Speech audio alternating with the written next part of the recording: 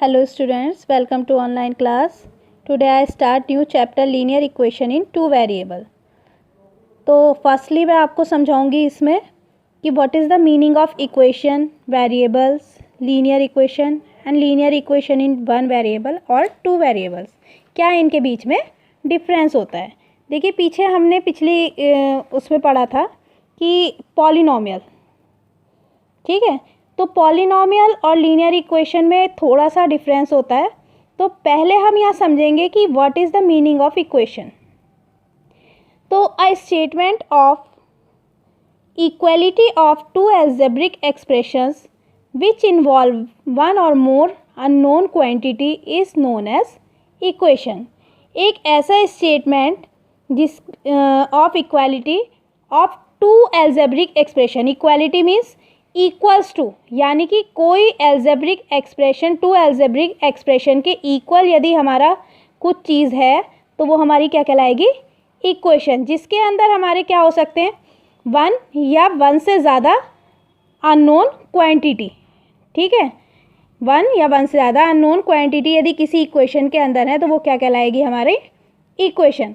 Equation होने के लिए कंपलसरी है कि हमारा इक्वल्स टू का साइन होना चाहिए, अदरवाइज वो इक्वेशन नहीं होगी, वो क्या होगा, हमारा एक्सप्रेशन या फिर पॉलिनोमियल। तो पॉलिनोमियल और इक्वेशन में यही डिफरेंस है, पॉलिनोमियल में इक्वल्स टू का साइन नहीं होता है और इक्वेशन में इक्वल्स टू का साइन होता है। अब आती है बात वेरिएबल्स की। वेरिएबल क्या होती है, तो जो ये अननोन क्वांटिटी हैं जिनकी वैल्यू हमें नहीं पता, the unknown quantity use in any equation, किसी इक्वेशन में जो अननोन क्वांटिटी यूज होती हैं वो क्या कहलाती हैं, वेरिएबल्स। और इन वेरिएबल्स को हम डिनोट किन से करते हैं, लास्ट के इंग्लिश अल्फ़ाबेट से। स्टार्टिंग वाले नहीं, स्टार्टिंग वाले जो होंगे वो हमारे रियल नंबर्स कहलाते हैं, और यदि लास्ट वाले नंबर्स हैं, सपोज करिए X Y Z T U V भी हो सकते हैं हमारे ये, तो लास्ट इंग्लिश अल्फ़ाबेट्स जो हैं वो हमारे क्या कहलाते हैं, वेरिएबल्स। अब आता है linear equation, an equation in which the maximum power of variable is one, यानी हाईएस्ट पावर यदि किसी इक्वेशन की वन है तो वो क्या कहलाएगी, हमारी लीनियर इक्वेशन।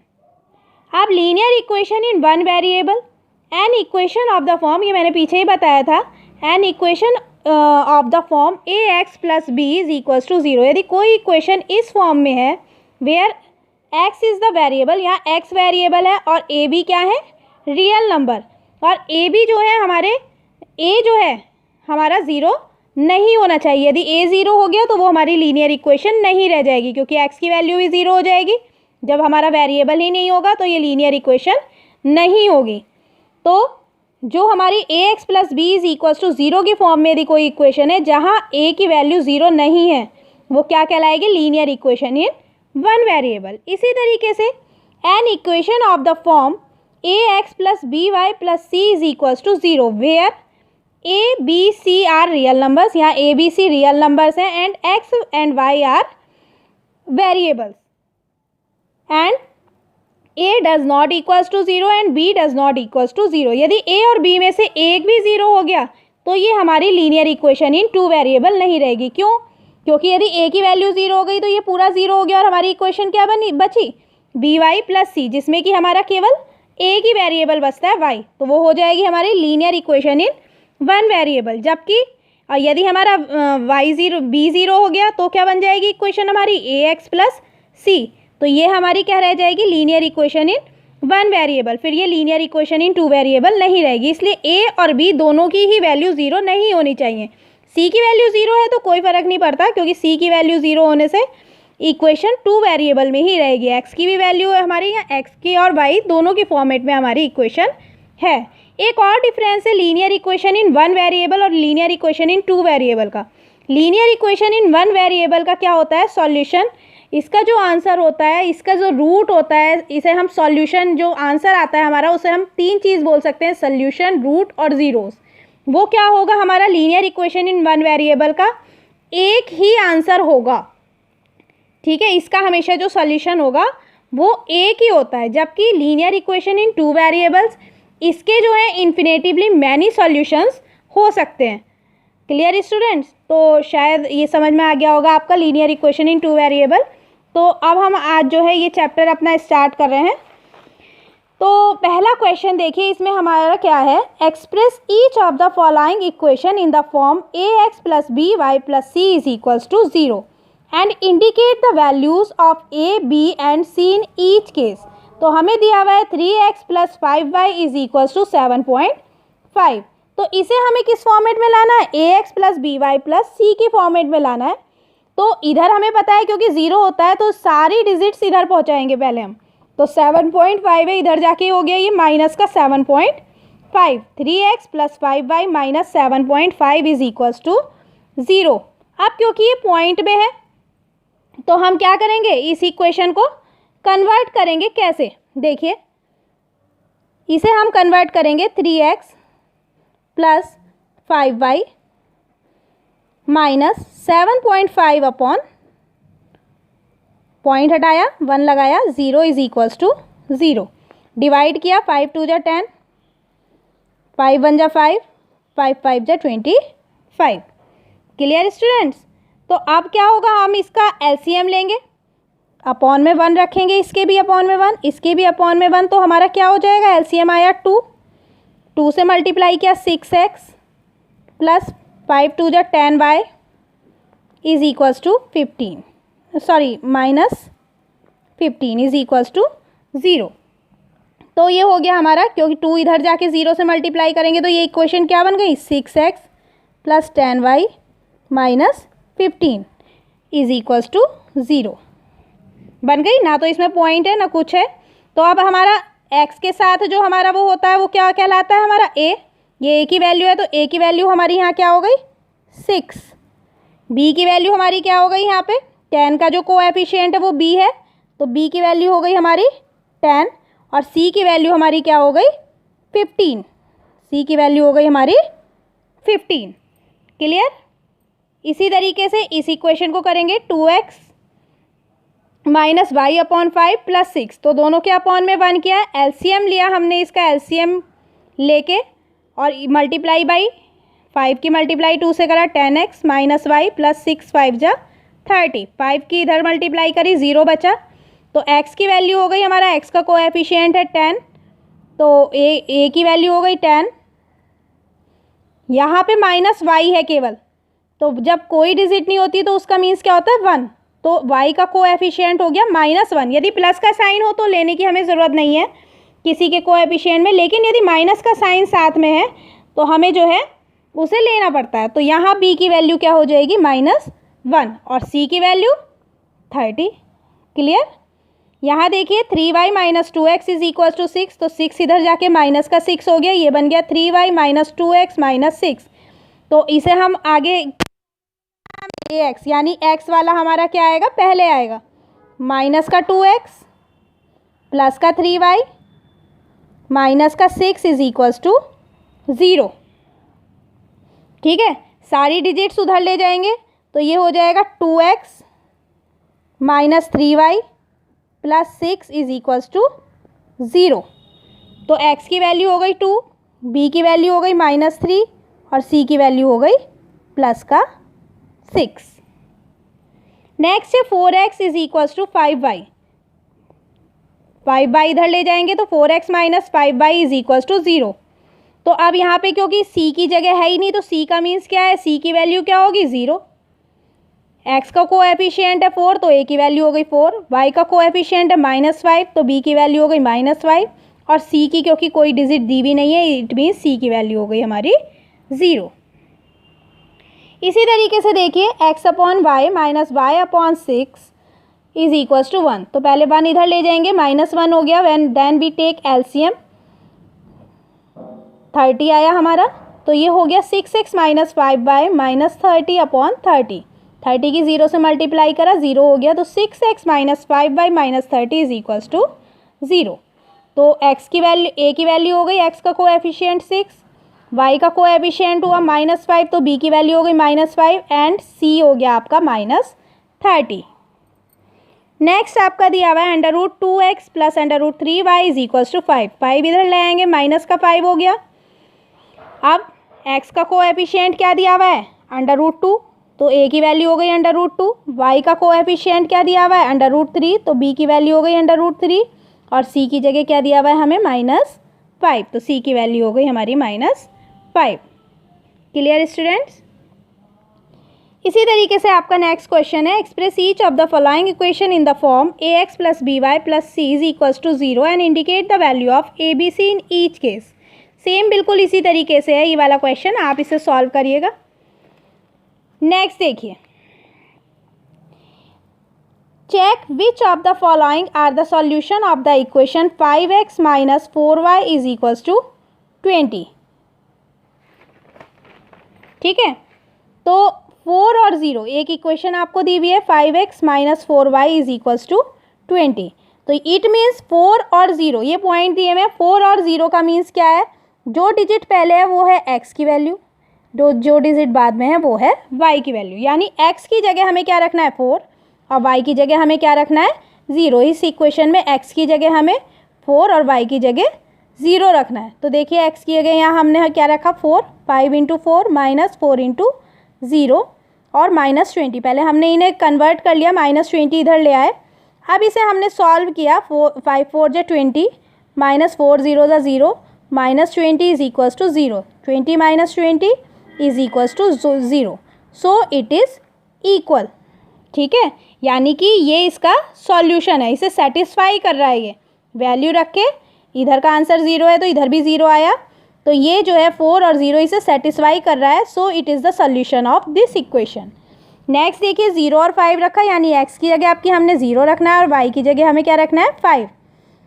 वैल्यू रखा तो देखिए हमारा आंसर क्या आ रहा है, इधर आ रहा है -40 और इधर आ रहा है हमारा 0, जो 0 के इक्वल नहीं है, so it is not a solution of 5x - 4y is equals to 20। इसी तरीके से नेक्स्ट वाला रख के देखेंगे, -2 5/2, ये x की वैल्यू ये y की वैल्यू आप पुट कीजिएगा, आंसर देखिए आपका इक्वल नहीं आ रहा।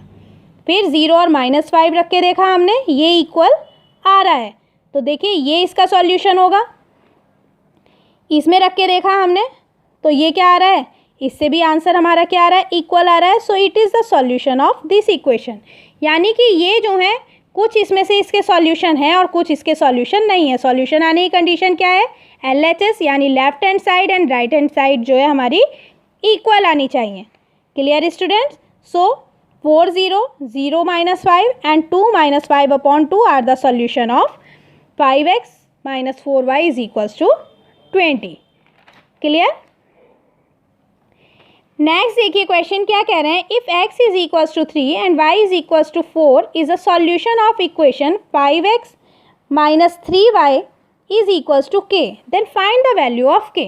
जब आपको यहाँ ये बता दिया गया 3 और 4 जो है इसके सॉल्यूशन है ही हैं, यानी x की वैल्यू 3 और y की वैल्यू 4, तो यदि हम इसमें x और y दोनों की वैल्यू पुट कर लेंगे तो जो आंसर आएगा वो किसकी वैल्यू आएगी, k की। ठीक है, तो यहाँ गिवन किया हुआ है x is equals to 3 and y is equals to 4, then इसमें हमने वैल्यू पुट की 5 × 3 - 3 × 4 इज इक्वल्स टू k, तो 5 3 × 15 - 12 is equals to k, 15 - 12 is equals to k, then k is equals to 3। Clear student. इसी तरीके से next question दिया हुआ है, if the value of x is equals to 3k + 2 and y is equals to 2k - 1, then is a solution of the equation 4x - 3y + 1 is equals to 0, then find the value of k। ठीक है, x की value हमें k की format में दी हुई है, y की भी k की फॉर्मेट में दिया हुआ है और ये कह रहे हैं ये इसके सॉल्यूशन है, then find the value of k।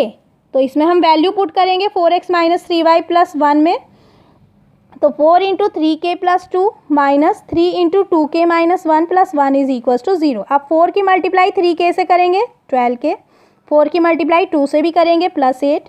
अब -3 की मल्टीप्लाई, माइनस की भी मल्टीप्लाई होगी, -3 की 2k से करेंगे तो -6k, -3 की -1 से करेंगे तो माइनस प्लस 3 1 जा 3 +1 इज इक्वल्स टू 0, तो 12k - 6k is equals to 6k and 8 + 3 + 1 is equals to 8 + 3 + 1 is equals to 12।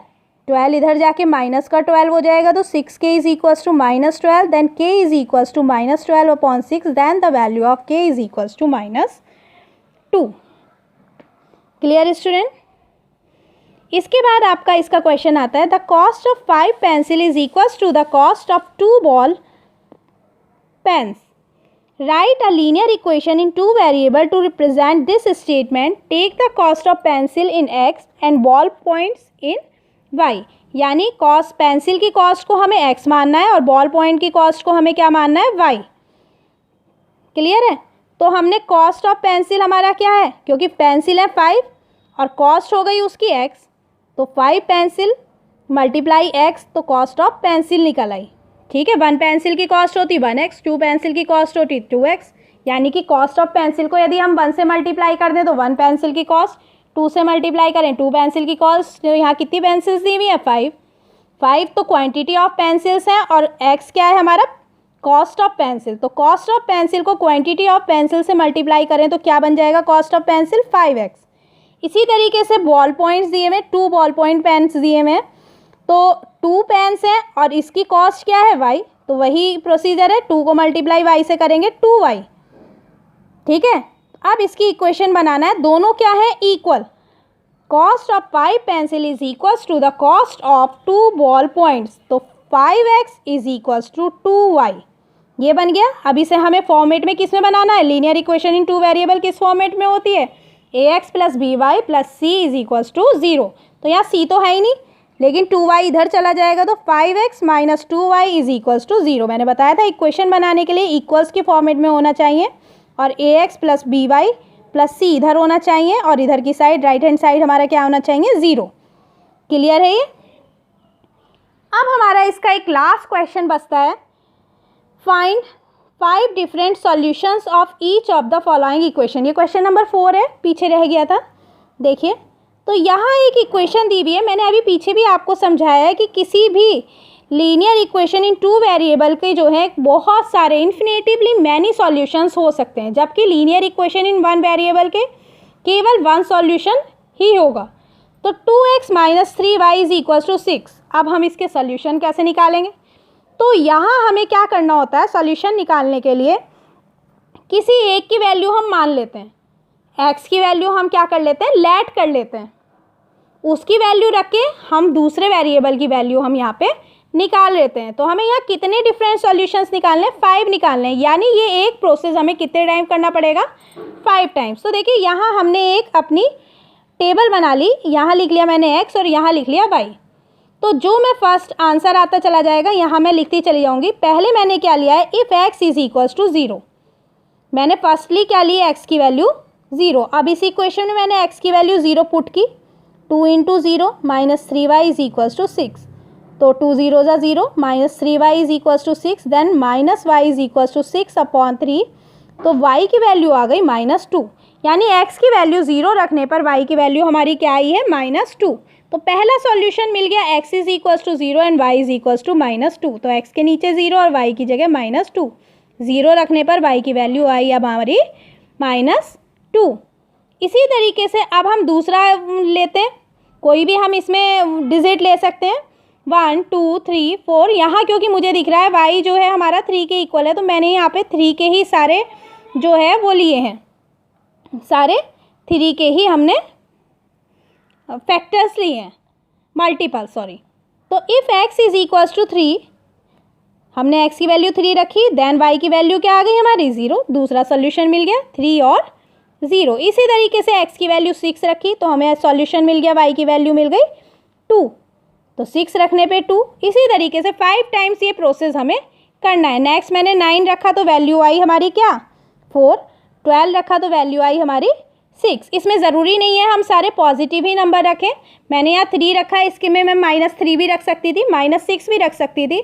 हम -1 +1 2 ज़रूरी नहीं है 3 के ही, मैंने यहाँ 3 के ही वो लिए हैं मल्टीपल्स. ये तो मैंने ईजीली हमारा सॉल्व हो जाए इसलिए मैंने 3 के, क्योंकि मुझे दिख रहा है y जो है, y का कोएफिशिएंट क्या दिया हुआ है, यहाँ पे 3 दिया हुआ है. यदि मैं x की जो भी वैल्यू लूँ यदि वो 3 के मल्टीपल में लूँगी तो मेरा सॉल्यूशन इजी हो जाएगा. अदरवाइज़ आंसर हमारा किस में आ सकता है, माइनस में भी आ सकता है, फ्रैक्शन में भी आ सकता है. ठीक है, तो वो सॉल्यूशंस भी गलत नहीं है. मैंने बताया इसके इन्फिनेटिवली मैनी सॉल्यूशंस हो सकते हैं, तो आप इसमें कोई सी भी डिजिट्स अपनी रख सकते हैं. इस तरीके से x और y के 5 सॉल्यूशन हमारे आ गए। 0 रखने पे -2, 3 रखने पे 0, 6 रखने पे 2, 9 रखने पे 4 एंड 12 रखने पे 6। ठीक है, इसके और कुछ पार्ट हैं वो आप लोगों को सॉल्व करने हैं। ठीक है स्टूडेंट्स, थैंक यू।